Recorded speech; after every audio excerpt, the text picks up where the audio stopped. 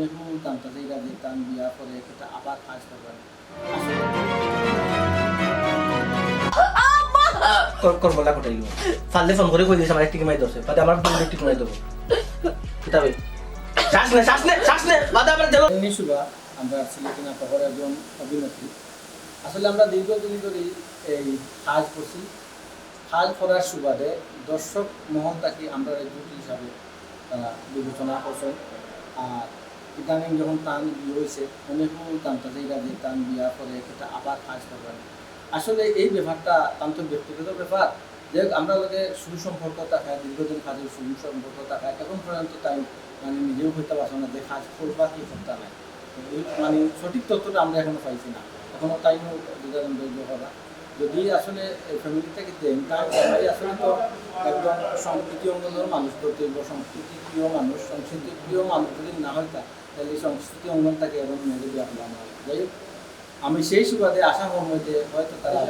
নাটক আশা আসক তারপরে একজন মানুষ যখন নাটক কিন্তু জীবন নয়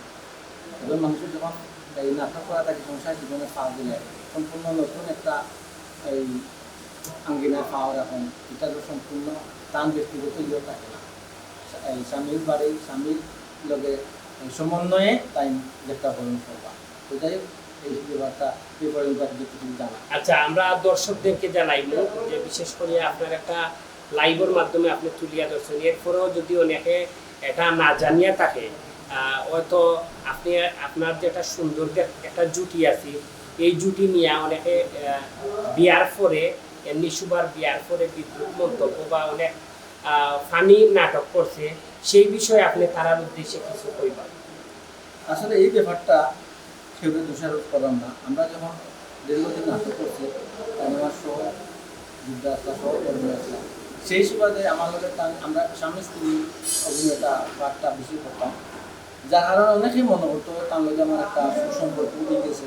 বা সুসম্পর্ক ওই দিব অনেকে আমরা স্বামী স্ত্রী হিসেবে মনে করতাম অনেকে মেসেঞ্জারও টিকটকও বা ইউটিউবের মাধ্যমেও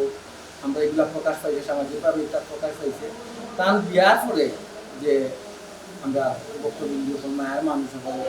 এখানে এক ধরনের মানে যেগুলা প্রচার করছেন এমনকি কিছু কিছু গান বাইরে রয়েছে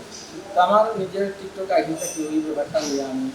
3 মিনিট সম্ভবত আমি একটা নম্বর প্রকাশ করছিলাম যে আমি আমি আমি আসলে আমার ফেসবুক আইডি চালতাম না ফেসবুক আইডি তো মাঝে মধ্যে আমার ওই ছেলে সন্তানের কিন্তু পোস্ট করি আমার পরিবারের পক্ষ থেকে নিষেধ যে বা কিন্তু কোনো ছবি পোস্ট করতাম না কিন্তু এরপরে করি ওই ধরনের জেলা থেকে বাঁচতাম করি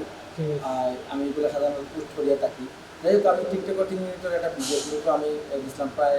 1.5 লাখের উপরে মনে হয় আমি আমার নিস্তাকে প্রকাশ করছি তবে কি একজন মানুষ আমাকে কাজ করছে ইগুর জ্বালা অন্তত তার সংসারও যাতে কাজ না করে তার যাতে সমস্যা না হয় যার কারণে আমার কি প্রকাশ করা হয়